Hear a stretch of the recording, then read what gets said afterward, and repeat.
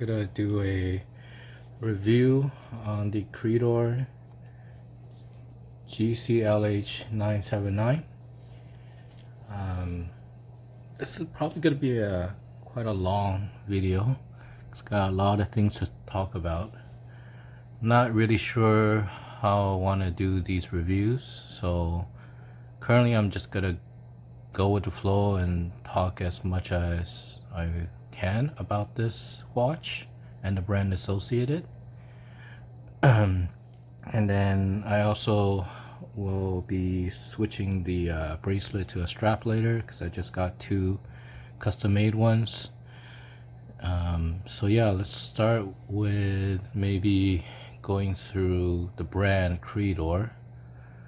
I think in my opinion, Credor has this brand identity issue. It's not as defined as Grand Seiko. Like, even though both brands are kind of the peak of Seiko corporate, but you know, Grand Seiko has like a long history, grammar, design, and all that stuff. It's very, you know, written in his history books. But Credor is a little bit more nuanced and unknown. So I guess the most common question is, you know, how are they different, the two brands, and is one higher than the other in terms of luxury? It's really hard to say. Like, I think Grand Seiko in my mind is like the Seiko's attempts in making the best practical everyday watch. So their pillars are like, you know, it has to be accurate, it's legible, and it has to be durable. And Credor, on the other hand, has like three pillars. It's actually kind of defined in their logo, the three little peaks in the logo. I think I read somewhere it's like one is like, you know, innovative or experimental in design or technology. Next one is like it needs to evoke luxury, like using precious metal. I think early Credors are all made in precious metal. And the last one is it takes thinness as a priority. So like you can kind of see like how it mirrors and differs to Grand Seiko. Like, I guess the legibility of Grand Seiko doesn't apply to Credor because they're gonna go with more experimental design in terms of dials or hands and movement. It doesn't have to be very easy to read. It just have to look cool, I guess. And it's not practical because in the early days they're using precious metals, which is, you know, compared to stainless steel, not practical. And it doesn't have to be durable, hence the focus on thinness. So I think like Credor, it's kind of like a brand that came out after the quartz revolution, and it was kind of Seiko's attempt in making the highest quality watch in the quartz sphere, I guess. Whereas I think Grand Seiko, in my mind, always has been like the peak in their mechanical and automatic watches. So I'm gonna be showing, I guess I'll add some like graphics or pictures and I'll put it in here to kind of explain some of the stuff I want to talk about. So I think Credor first started maybe in 74 and it became its own brand in 78. So if you look at like vintage catalogs, Credor by 78 had its own catalog.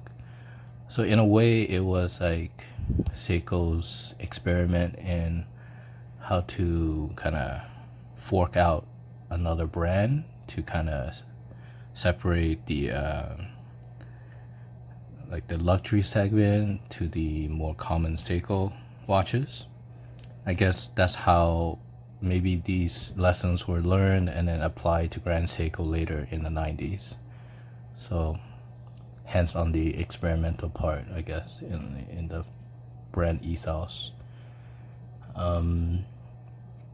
The logo for Credor is it's very interesting. It's like this, well, Credor, the name, it's like, I think means golden crest, and it's like a French word, and it's supposed to resemble like the summit of the mountains with the sunrise kind of peeking through from behind, hence the golden part.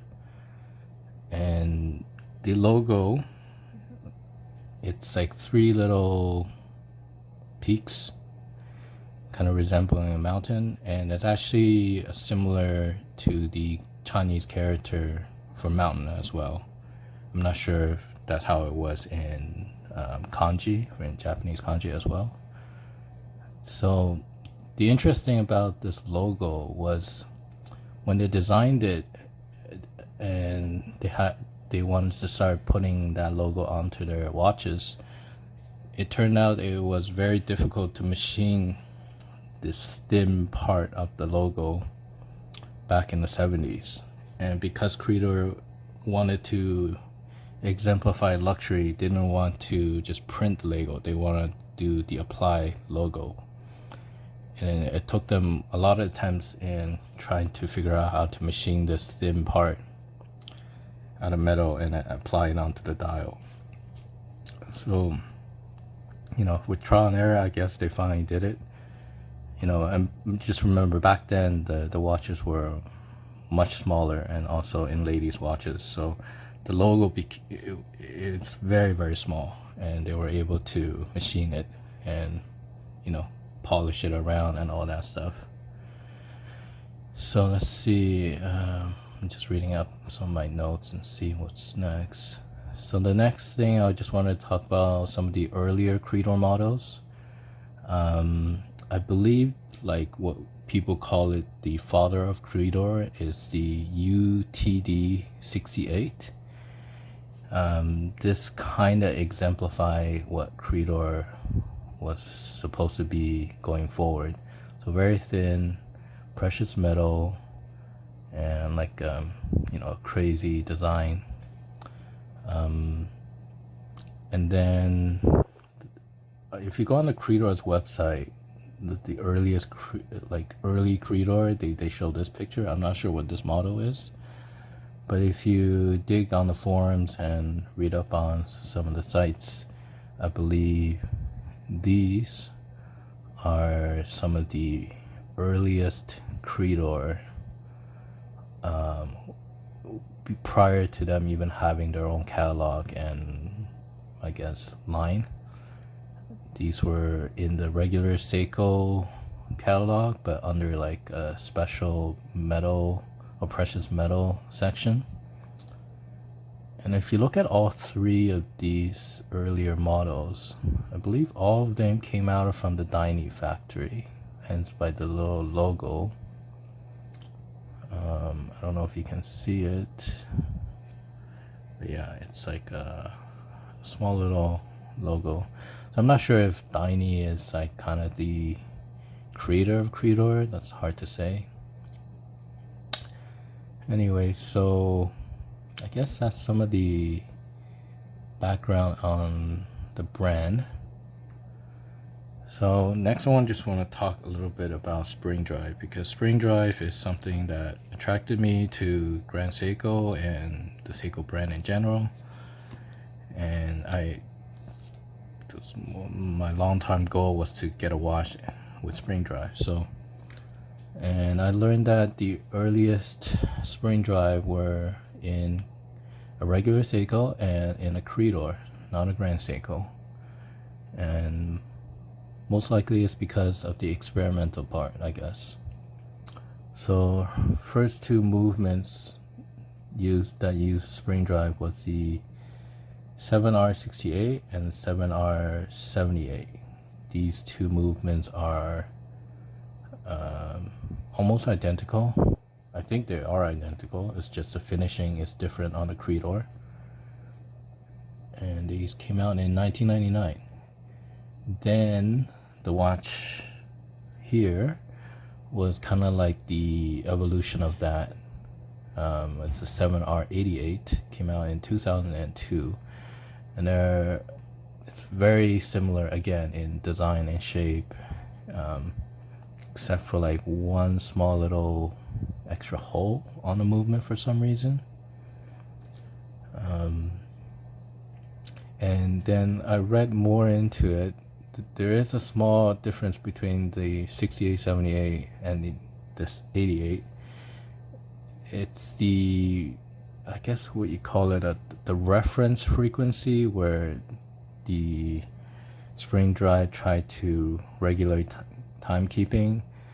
In the old movements, it's 6 hertz. So when they reference, if it's going faster than 6 hertz or slower than 6 hertz, it would apply the brake differently to kind of keep it on track. And then moving forward from 7R88 to even current day spring drive is all 8 hertz. I'm not sure why that was a change. It didn't make a difference to the accuracy according to Seiko technical specs, but it is something that's small difference between this movement and the earliest spring drive. So yeah, let's move on to some of the other known Credor models. So I believe, again, experimental stuff in terms of Credor. So they did the spring drive, then they made this crazy watch, the Juri or GBVX998, with a 12 beat per second movement, which is insane. I mean, you know, modern high beat are 10 and this is 12. The movement is 8L88. I guess this was a test bed for high beat movement that was gonna go into Grand Seiko maybe. They also made the spring drive chiming watches, and also the very first tourbillon, the Fugaku, which I guess was maybe a test bed for the new Grand Seiko Kodo. And obviously most people know about the Eichi 1 and 2, which is, you know, a grail watch, I guess. So yeah, that's enough background. I'm gonna talk about this specific watch. So this is in the Credor line called Linealx, Linealx. Not sure how to pronounce it. It is actually the longest running line or longest running series in Credor. It first started back in 1958 from a watch called Linealx Kuruba, and I'll have a photo down there to show you. But the ethos of the design is it's supposed to resemble 3 overlapping rings. So the middle one, round ring, and then another ring overlapping on top, and then another ring overlapping on the bottom. It's supposed to represent future, present, and past. And with the, yeah, that's just the background. Not much else to say. So the line was then revived a little bit later, and then now we have this Linealx line. So the case, since this channel is about watches with odd shapes, this case has octagon, and I wasn't really looking for a watch with the octagon shape. You know, it wasn't like, oh, I really want a royal oak, or I'm trying to find an alternative or anything. No, it's because Grand Seiko doesn't make anything but round watches. So this was a shape that piqued my eye a bit, and I read more and more into about this shape. So this is supposed to kind of have this unique,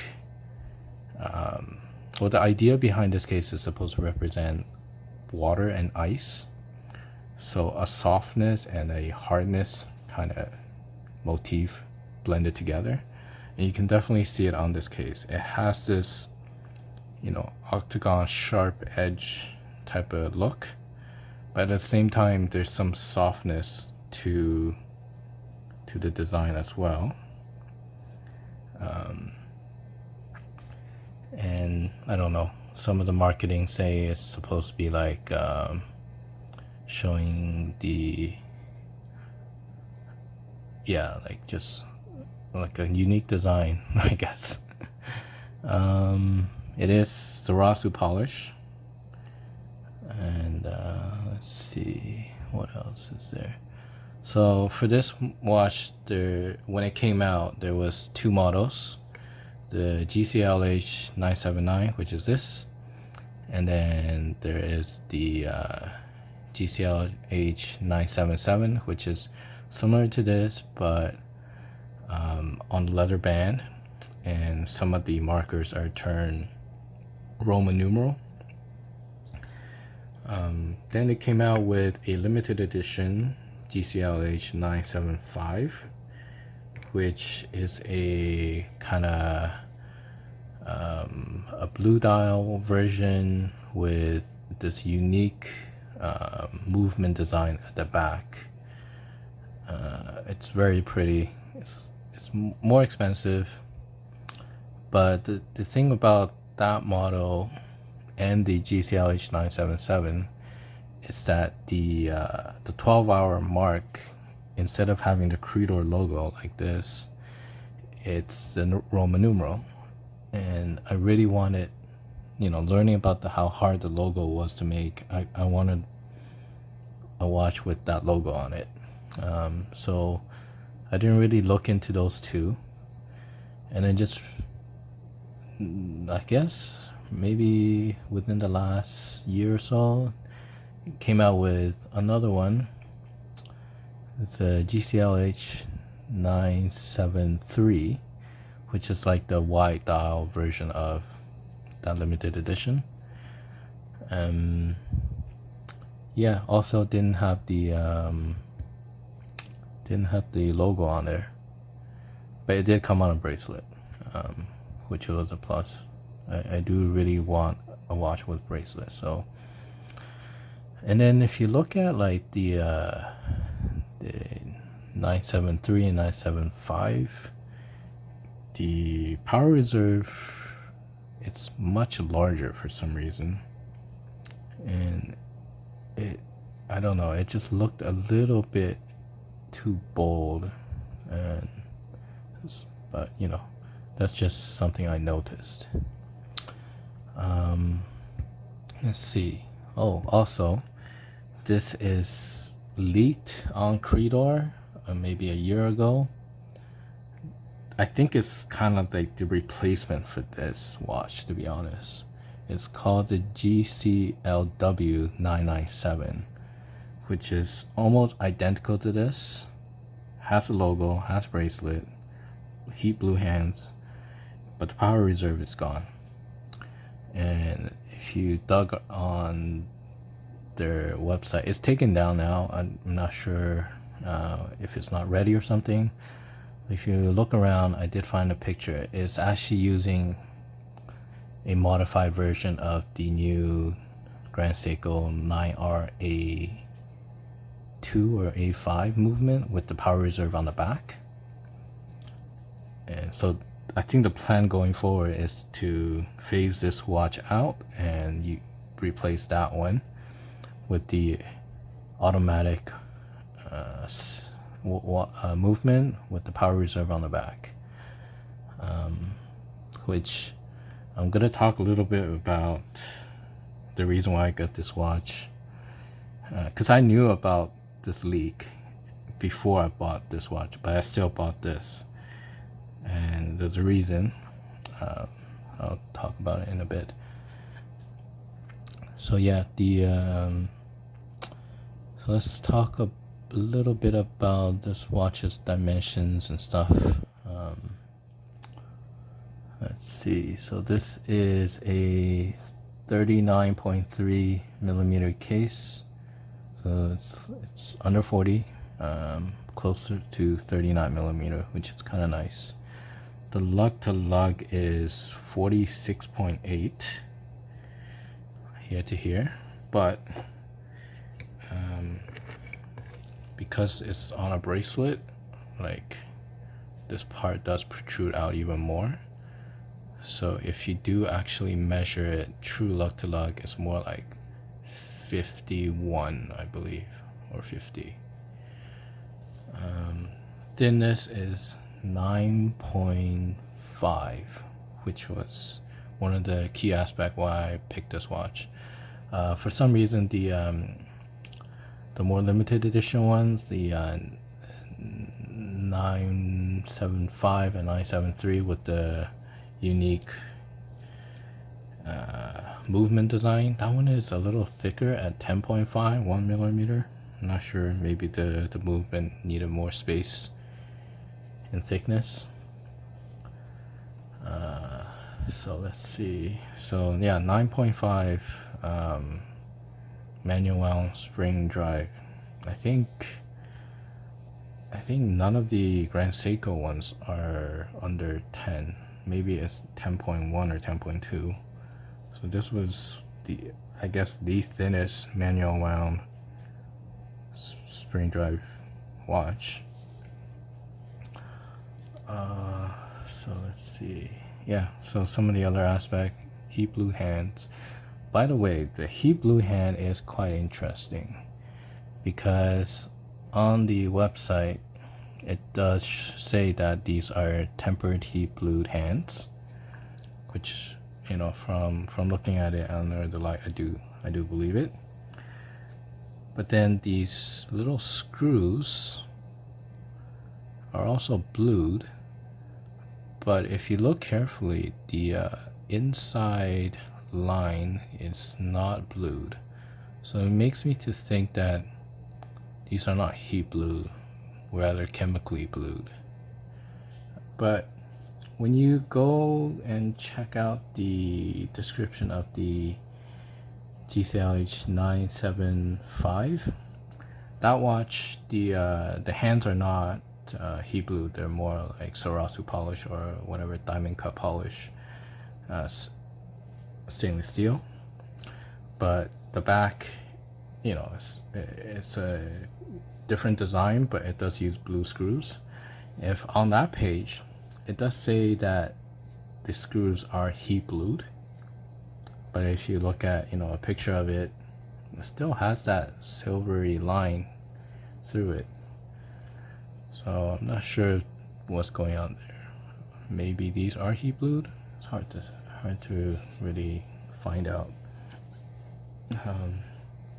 If you look at some of the higher end Credor movements from the H1 or H2, those heat blue screws do not have that silvery line through it. So yeah, that's one thing I noticed. So this is some of the reasons why I picked this watch, and why I picked, among the different Credor models, and why this over Grand Seiko. I think I mentioned on the previous video, it's because this is, you know, not a round shape. It's extremely thin for a spring drive. It's relatively small, 39 millimeter, 39.3.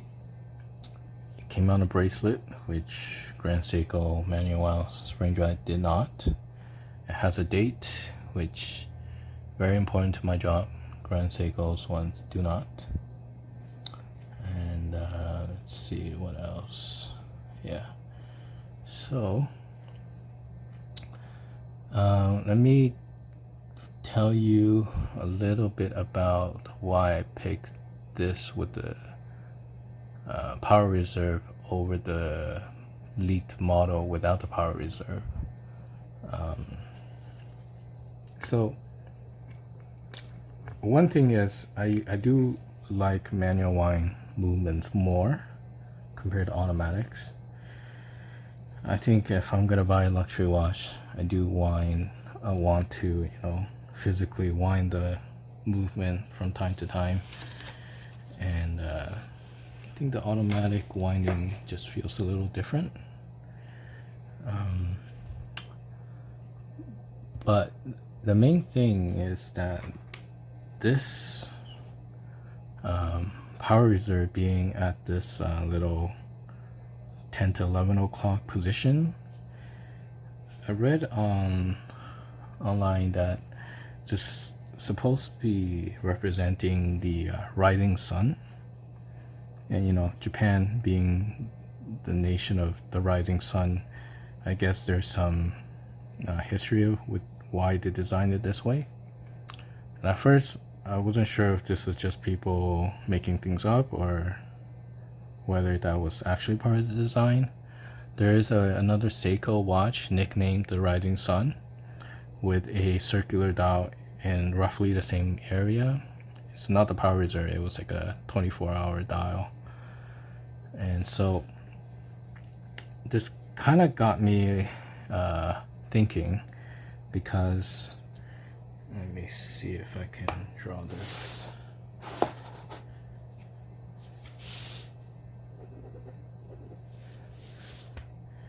Okay, don't mind this paper art. It's just something what I have, okay? So anyways, if it got me thinking, because the Credor logo, which is like represented by like a mountain, and then they are saying like the rising sun circular thing is here. So it got me thinking, because when I look at a painting with a mountain and the sun coming up from the left side, in my mind it does resemble a sunrise. And then I thought about it, and I'm like, why do I think a sun coming out from the left side is a sunrise, and whereas if the sun was here, in my mind it more resembles a sunset. And if you think about it, you got the north, the east, south, west. This is what in my mind east is, and everybody know, sunrise from the east. And at the same time, in my mind, the sun always comes from this side. And I was like, wow, that is really weird. I never thought about it that deeply. And then I later thought about it hard, and I realized, okay, now I see what's going on. Because I live in the northern hemisphere of the earth, and it revolves around the sun. So the sun will come from the east and then go towards west. And because I live in the northern hemisphere, when I look at the sun, typically if my face were to face the sun, I have to look this way towards the equator. Because if I look actually true north, I'm never going to see the sun. The sun is always in the back of my head. So that's why, because I only lived in the northern hemisphere for my entire life, my brain is trained to think that sunrise comes out from the left because I'm facing this way down to look at the sun. And if you Google like sunrise from Australia or South Africa, you will actually see the sun rising from here and time-lapsing this way. Sorry, time-lapsing this way. So this whole aspect of sunrise, sunset, power reserve being representing the rising sun, it really taught me something true in horology, which, you know, I did not expect this simple little design motif made me go this deep into finding out all this cool aspect of sunrise and sunset. So that was one of the final nailing point in why I decided to buy this watch. It was because I knew that whatever Credor comes out next is not going to have this, because they're transitioning to an automatic spring drive, and you know, they're gonna keep the dial elegant, moving the power reserve to the back. So that was a nail. I had to have this watch. So yeah, I think that's my main spiel about this watch. I'm going to change this to the custom straps that I have. If you're wondering, I got these from TJC Leather.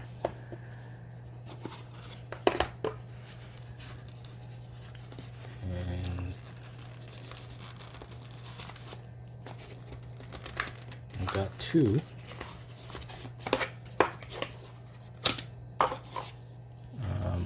One is just like a very formal black alligator, and then I got this navy blue with the white stitching.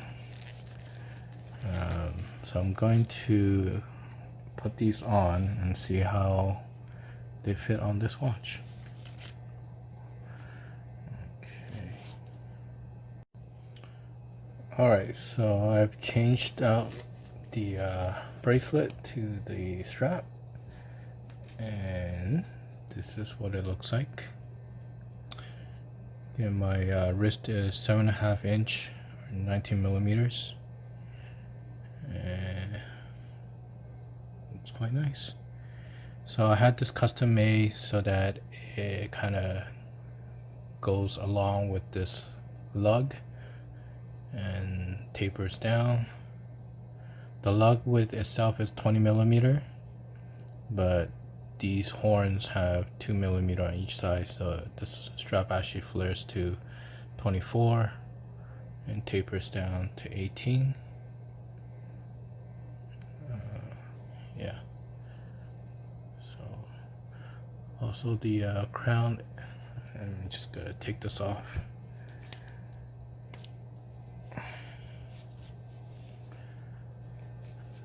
So yeah, this is the leather strap, alligator. The crown is also signed with the logo.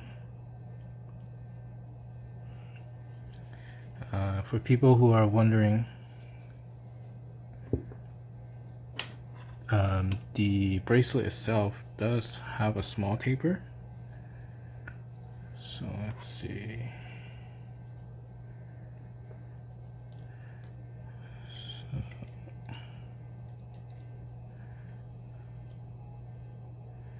So yeah, here's 20 millimeter at the lug, and at the brace, the buckle side,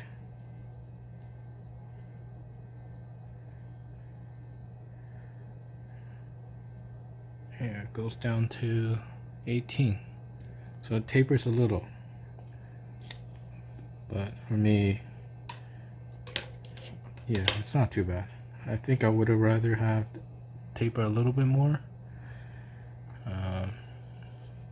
Maybe have the bracelet kind of flare out a bit, but It's okay. Let's see. I'm gonna try to do some macro shots. I don't have a macro camera, but let me see what I can do. Alright, let's bear with me a bit.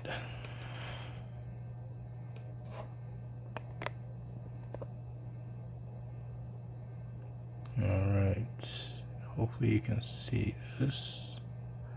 It's the glide wheel. You know, some of the bevel edges. Hold on a sec.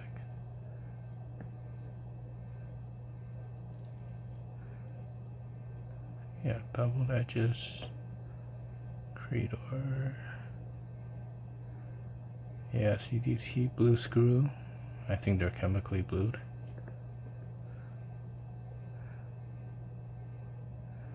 The Tokyo stripes are nice. Gives it a little bit more design. Let's do the dial.